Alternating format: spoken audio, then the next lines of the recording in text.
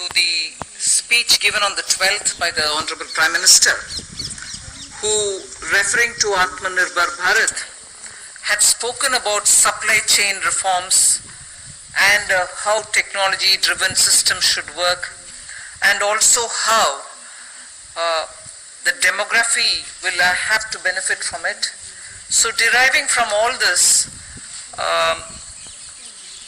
today the third tranche of announcements which are being made is focusing on agriculture and allied activities. Agriculture, fisheries, dairy, animal husbandry, and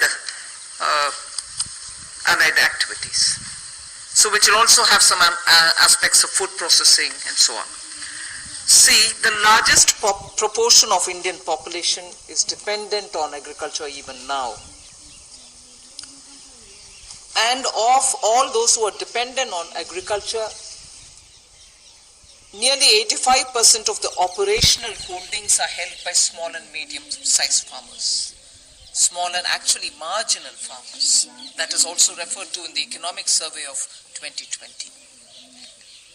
However, it always goes to the credit of the Indian farmers who, against all adversities, be it of the monsoon or sometimes unwanted drought or some crop pestilence, in spite of all that, Indian farmer has always stood up to the challenge, endured a lot, and made India reach certain global benchmarks. Very quickly, I'll tell you, you are aware that India is the largest milk producer, largest jute producer, largest pulses producer, dals, variety of dals. It's also the second largest in global numbers, second largest in the production of sugarcane, in the production of cotton, groundnut, fruits, vegetables, and also in fisheries. India is also third globally placed in the production of cereals. So really, Indian farmers have really endured but made sure that his holdings may be small, but he would give us the highest yield. So today, we want to show you some of the slides also. Very quickly, without spending much time, I'll tell you what kind of support systems that we had established during the lockdown period. So that, as you are aware, keeping all the respects for social distancing and also ensuring all kinds of preventive measures are taken during the lockdown. It goes to the credit of our workers in the fields, our farmers, the peasants and the marginal farm landholders, that they can harvest. And also many of the states have been successful in somehow pushing ahead with due procurement process. The crops have been largely procured in the wheat and the rice growing areas. The process is ongoing, but it goes to the credit of our rural population. So today, therefore, I'll also be showing you a slide to make sure that agriculture work was supported during the lockdown, just the 2-month story. But otherwise, post that, I'd like to highlight what are we announcing today for supporting agriculture and allied activities. I'll be announcing 11 measures,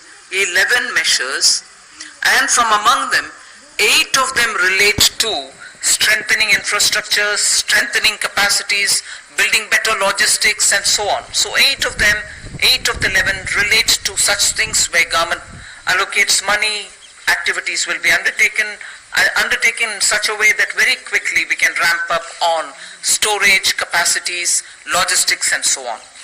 The rest 3 today of the 11 will pertain to governance and administrative reforms. So that's the picture I'd like to put before you.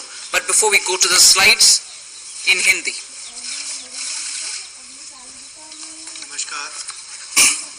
नमस्कार।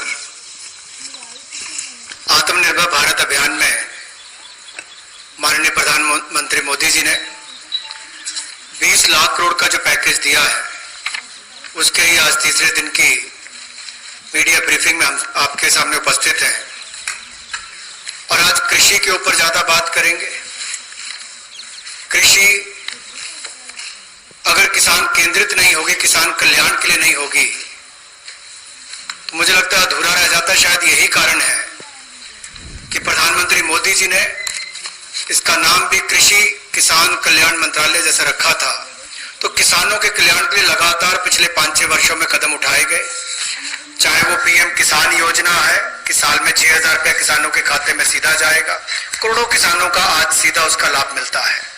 प्रधानमंत्री फसल बीमा योजना, बाढ़ सूखे के समय उनको भरपाई होना, सॉइल हेल्थ कार्ड बनाकर उनकी जमीन के बारे में बताना, ये बहुत सारे कदम पूर्व में उठाए गए। और पिछले कल भी जब हमने प्रवासी मजदूर उनकी समस्याओं को लेकर बहुत सारे मोदी सरकार की ओर से उनके लिए कदम उठाए, तो उसमें 2 बातें हमने फार्मर्स के लिए भी, किसानों के लिए भी कही थी। और उसमें 30,000 करोड़ रुपए की जो अतिरिक्त इमरजेंसी वर्किंग कैपिटल कार्यशील पूंजी की हमने बात कही, ये 90,000 करोड़ के अलावा थी, जो किसानों के लिए नाबार्ड के माध्यम से लगभग 3 करोड़ परिवारों को इसका लाभ मिलेगा। और 2 लाख क्रेडिट कार्ड बनाकर उनको लगभग